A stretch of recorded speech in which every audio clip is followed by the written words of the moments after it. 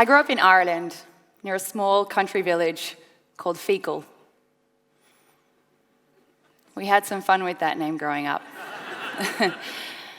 Most notably, as teenagers, we tried to start a newspaper called Fecal Matters. At high school, we had this amazing, larger-than-life nun, Sister Bosco. She was our career guidance counselor. And every year, she'd get us to cram into this tiny little room, and we'd fill out this 20-question scorecard that would tell each of us what we should be when we grow up.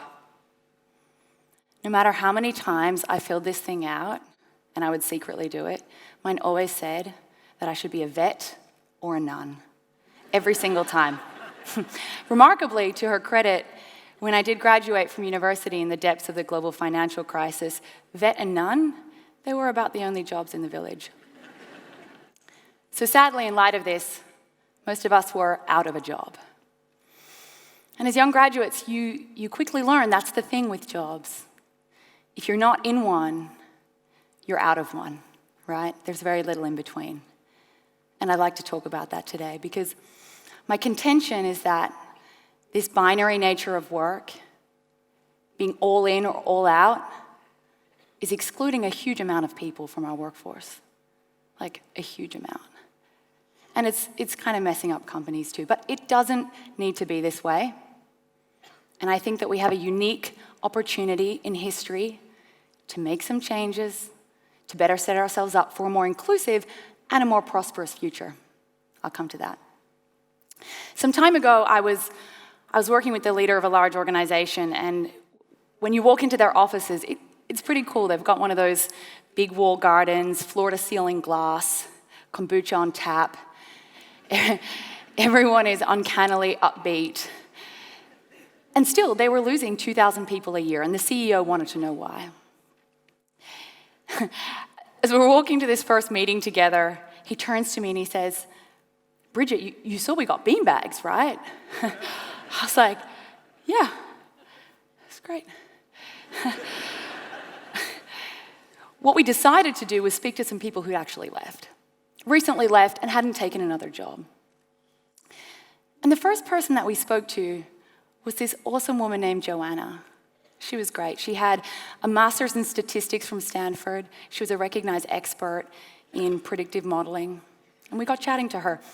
And what became immediately obvious was that she loved her work. I mean, loved it. And she loved this company. But her job, the 9 to 6 on-site, Monday to Friday, the expectation of most jobs, no longer worked for her. And so she resigned.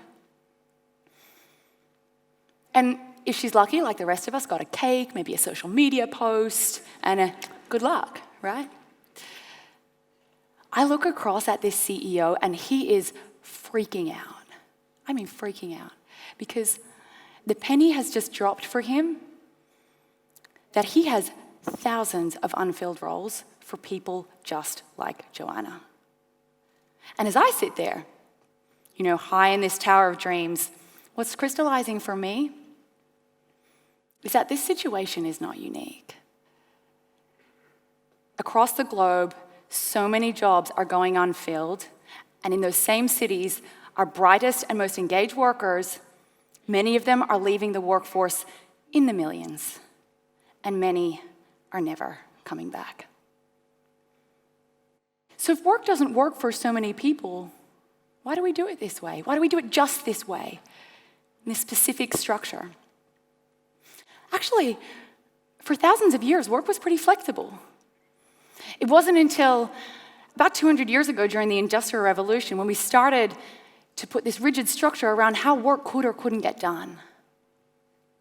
Right? At that time, we had few workplace norms or standards, and so one by one, we introduced them to provide initially protection, support, structure, and voila. We had a standard language and way in which work and workers could come together. And we called these neat little units of our economies and of our lives jobs. So the answer is we created it because we needed it. There really wasn't any structure before that. And for much of the 20th century, it worked perfectly. Because work was largely commoditized, as were the people who did it, right? Easily replaceable, swap in and outable. Thinking and operating in ones and zeros allowed companies to scale and economies to be productive. Additionally, society liked to have family units with a single breadwinner. And so that all-in or all-out notion reinforced this and reinforces this. But when we created the job, we didn't think about things like working parents, career breaks, career changes, the post-50-year-old experienced worker, the highly mobile millennial, because they didn't exist. And companies, organizations, their needs have evolved even more than our own. They need to be able to deploy different skills and expertise at different times to meet an ever faster pace of change. In us, talent, we are no longer replaceable, easily swap in and outable.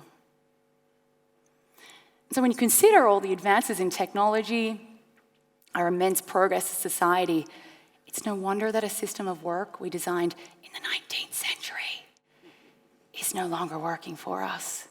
It's okay. We've got this. We can change.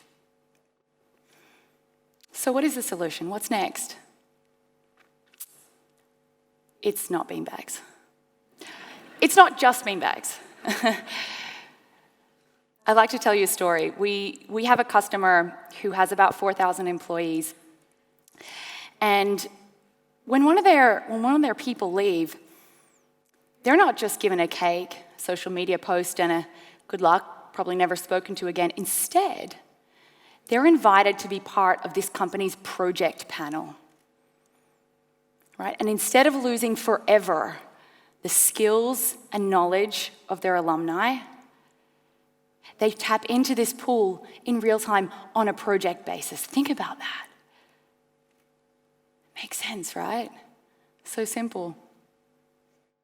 What this company and others are doing is creating a new category of work. They're defining a new category of work and worker, their project-based worker. In the future, I think organizations will still have a permanent workforce, but they will also have a project-based one.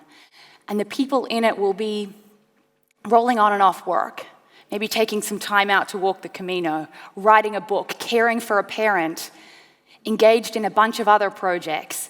Because as project-based workers ourselves, we may belong to the project panels of a bunch of different companies with whom we have trusted relationships.